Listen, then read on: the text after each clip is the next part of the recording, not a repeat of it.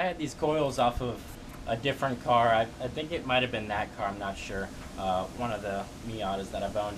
And instead of just taking them off of that one, I'm already prepping it and doing it with these top hats rather than the ones on that car, just for ease. So Raceline will tell you to do spring compressors. I don't do that. It will shoot like pretty far, so I'm kind of putting this up against there so it doesn't shoot or anything, because I've had these top hats go flying before and they've actually dented my toolbox before. See, that's what I'm talking about. I don't know why it didn't release like the other ones, but a little sketchy.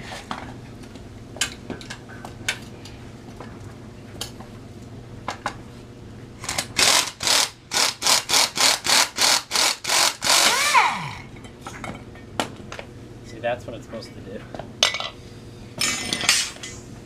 Since I know I'm going to be going extremely low, I'm not going to be taking out the helper springs because that changes the spring rate, and these coils are not valved for a stiffer spring rate. So if I take the helper springs out, it will make for a shittier ride. It won't make me go as low, but I've had race lines on a previous Miata and they go low enough with the helper springs. So what I'm going to be doing is I'm going to be cutting this bump stop just to the last, whatever you want to call that, last little bump, just so I have a little bit of protection, but so I'm not bouncing around on them.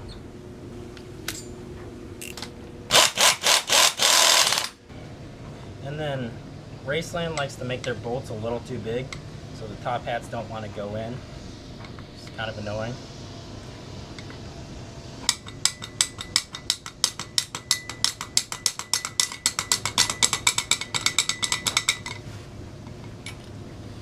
That actually works surprisingly well. Yeah.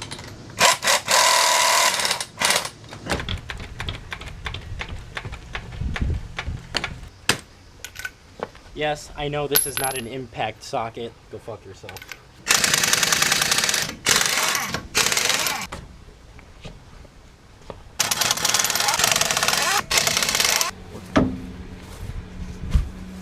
The rears are very easy. They can be done in like 10 minutes if you know what you're doing.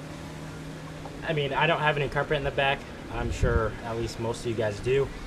I've never had carpet in the back. Actually, I had carpet in my first one, but it was easy.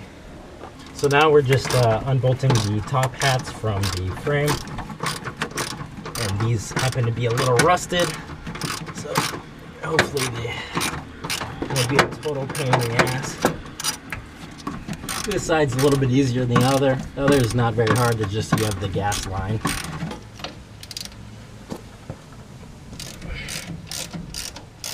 So sometimes you do have to take off the sway bar length, sometimes you don't. It depends on how tall or short your coil is. I may need to do it just so that I can get this coil out, but it does have lowering springs, so I might get lucky. So these don't like to unthread all the way. Just put pressure on it that way. Makes your life a lot easier. Just like that. There you go. There we go. See, didn't even have to do the sway bar end link.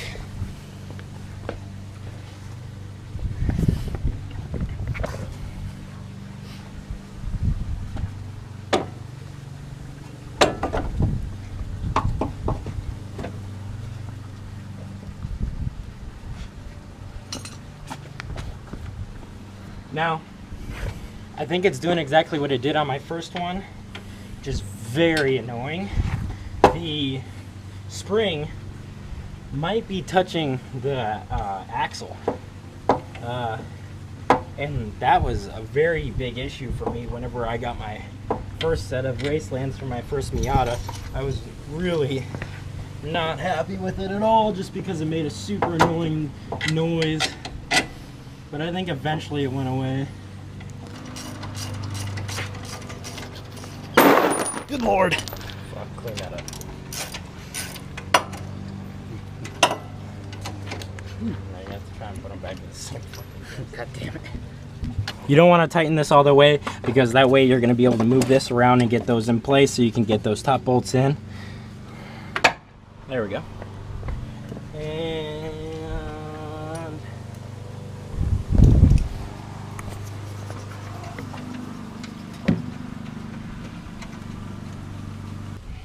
ow!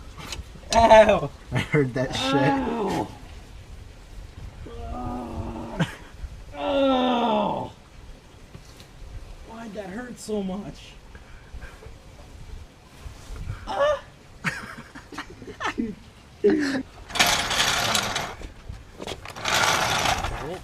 Why is it not even work? Alright, so a lot of people try and take this whole sway bar off, but I just take the bolts out just enough so that they recess into the little cup thing that they're in, so that you can get the bolt that holds the upper control arm in. And then pretty much there's plenty of other tutorials online on how to do this. I'm just kind of pointing out certain things that I noticed in the tutorials that aren't exactly correct or don't need to be done, or if there's an easier way to do it. And then now I've already got the lower bolt out, but now we are moving on to the upper control arm bolt, and a lot of people have trouble getting that out. What I do is I get extensions for a ratchet, and I progressively move up to longer objects to try and hit that bolt out. So I get in there and I try and tap it through, but I progress, because you only have so much room that you can get in there and hit it with, so you need progressively longer objects as the bolt comes out. Always try and make everything easier on yourself. What I do is I take this one, make sure it's unloosened, stick this in there on the back, and then this front one, just use leverage, just use your foot. It makes everything simpler.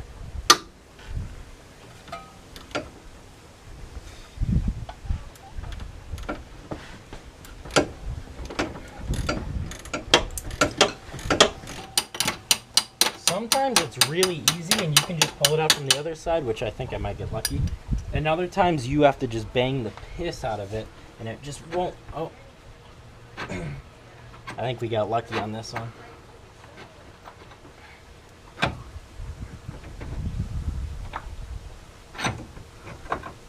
And then just leave that bolt in there. Don't bother taking it out. And just pull that forward. Now we have to take off the bolts off the top hat, and then we can go ahead and take the coil out.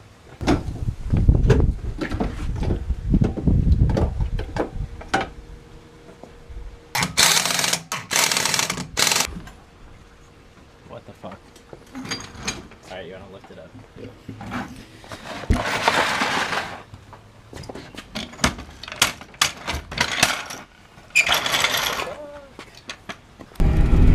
It's lower. Let's see. It's not even like, it's not stiff at all. Alright, so we're in the car now, the first test drive with the coilovers with the helper spring still. It didn't end up going too low at all. Kind of pissed me off. I'll probably take them out eventually, but I think for now, before I lift the engine or anything, I think I'm gonna leave it at this height. I think it'll be fine.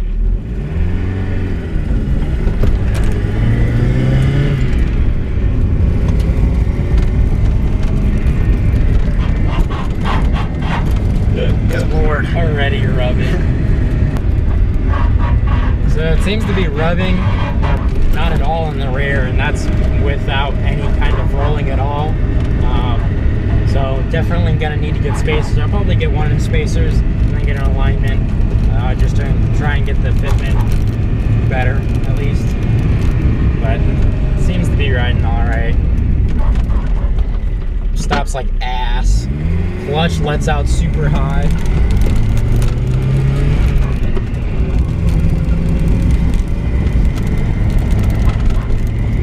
And then I still need to do an exhaust manifold gasket, and then they actually welded the whole exhaust together, so I'm probably just gonna cut it and put a motorcycle exhaust in the back. I might just cut it right now just for shits to see how it sounds. Since my dad's not home, I can rev it a little bit too.